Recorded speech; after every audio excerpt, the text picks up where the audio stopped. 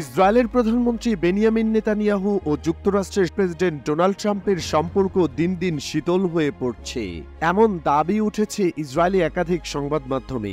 ৯ মে Israeli সংবাদপত্রগুলোর তথ্যের ভিত্তিতে যুক্তরাজ্য ভিত্তিক মিডল ইস্ট মনিটর জানায়, ট্রাম্প নাকি নেতানিয়াহুর সঙ্গে যোগাযোগ ছিন্নের সিদ্ধান্ত নিয়েছেন।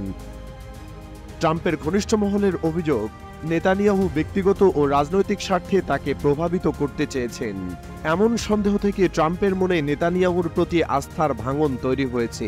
ইসরায়েলি আর্মি রেডিওর সাংবাদিক ইয়ানির কোজিন সামাজিক যোগাযোগ মাধ্যমে বলেন, নেতানিয়াহু বিভিন্ন সময়ে ট্রাম্পকে রাজনৈতিকভাবে ব্যবহার করার চেষ্টা করেছেন, এমনটাই মনে করেন ট্রাম্প। ফলে এখন তিনি মধ্যপ্রাচ্য ইস্যুতে নেতানিয়াহুর উপর নির্ভর না করেই এগিয়ে যেতে চাইছেন। তবে এখন পর্যন্ত কোনো মার্কিন বা ইসরায়েলি সরকারি সূত্র এ বিষয়ে আনুষ্ঠানিক মন্তব্য করেনি।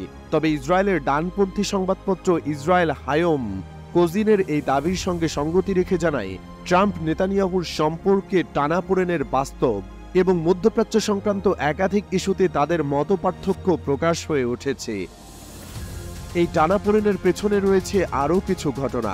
এপ্রিল মাসে ওয়াশিংটনে ইসরায়েলের কৌশলগত বিষয়ক মন্ত্রী রন ডারমার সিনিয়র রিপাবলিকান আইন প্রণেতাদের সঙ্গে বৈঠক করেন, যেখানে তিনি নাকি ট্রাম্পকে নির্দেশনা দেওয়ার চেষ্টা করেন। এতে ক্ষিপ্ত হয়ে ওঠেন ট্রাম্প এবং নেতানিয়াহুর উপর তার আস্থা আরও কমে যায়। ইসরায়েল হায়ম জানিয়েছে, ট্রাম্প মনে করেছেন নেতানিয়াহু গুরুত্বপূর্ণ সিদ্ধান্ত নিতে দেরি করছেন, তাই তিনি এখন নিজস্ব কৌশলে আগাতে চান। এই রাজনৈতিক দূরত্বের মধ্যে ইসরায়েল গাজা যুদ্ধের বাস্তবতায় যুক্ত হয়েছে নতুন মাত্রা।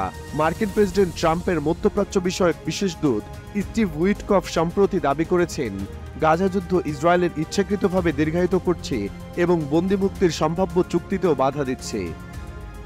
বার্তা সংস্থা আনাদুলুর বরাতে জানা যায়, উইটকফ এ মন্তব্য করেন গাজায় আটক থাকা ইসরায়েলি বন্দীদের পরিবারের সঙ্গে এক বৈঠকে। তিনি বলেন, আমরা চাই বন্দীরা ফিরে আসুক, কিন্তু ইসরায়েল এখনও যুদ্ধ থামাতে প্রস্তুত নয়। তিনি নেতানিয়াহুর গাজা যুদ্ধ পরিচালনার করার সমালোচনা করে বলেন, ইসরায়েল সরকার যুদ্ধ দীর্ঘায়িত করছে, অথচ বাস্তবে আর কোনো অগ্রগতির সম্ভাবনা দেখা যাচ্ছে না। এই মন্তব্য এসেছে এমন সময়ে যখন ফিলিস্তিনি প্রতিরোধ আন্দোলন হামাস যুক্তরাষ্ট্রের সঙ্গে বন্দিমুক্তি বিষয়ে আলোচনা চালাচ্ছে। মার্কিন ইসরায়েলি দ্বৈত নাগরিক আলেকজান্ডার ইদানকে মুক্তি দিতে যাচ্ছে হামাস, যা একটি সম্ভাব্য যুদ্ধবিরতির পথ তৈরি করতে পারে। উল্লেখযোগ্যভাবে ট্রাম্পের আসন্ন সৌদি আরব, কাতার ও সংযুক্ত আরব আমিরাত সফরের সময়সূচিতে ইসরায়েল অন্তর্ভুক্ত নয়, যা এই কৌশলগত দূরত্বকে আরও জোরালো করে তোলে। বর্তমানে গাজায় 59 জন ইসরায়েলি বন্দী রয়েছে, যাদের মধ্যে 21 জন জীবিত বলে মনে করা হচ্ছে। বিপরীতে ইসরায়েলের কারাগারে প্রায় ৯,৯০০ ফিলিস্তিনি বন্দী রয়েছে, যাদের অনেকে মানবাধিকার লঙ্ঘনের শিকার হয়েছেন বলে বিভিন্ন আন্তর্জাতিক সংস্থা দাবি করছে। সব মিলিয়ে এক সময়ের ঘনিষ্ঠ মিত্র ট্রাম্প ও নেতানিয়াহুর সম্পর্ক এখন ধীরে ধীরে ভিন্ন পথে এগোচ্ছে।